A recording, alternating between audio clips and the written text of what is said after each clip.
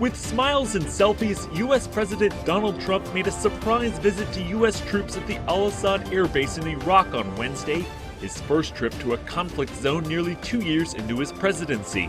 We came to Al-Assad to share our eternal gratitude for everything you do to keep America safe, strong, and free.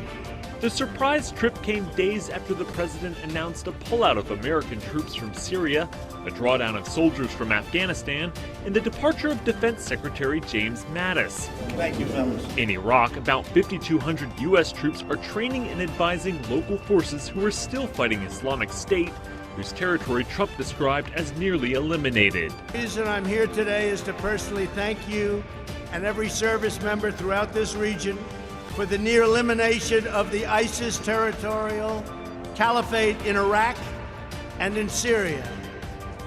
2 years ago, when I became president, they were a very dominant group. They were very dominant. Today, they're not so dominant anymore. America shouldn't be doing the fighting for every nation on earth, not being reimbursed in many cases at all. If they want us to do the fighting, they also have to pay a price. And sometimes that's also a monetary price. So we're not the suckers of the world. We're no longer the suckers, folks.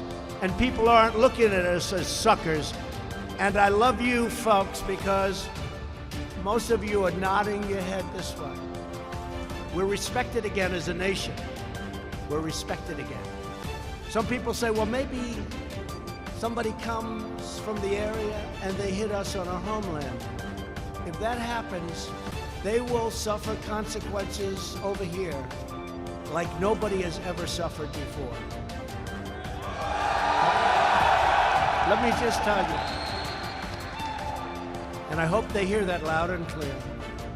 And that's not a threat, that's going to be a fact.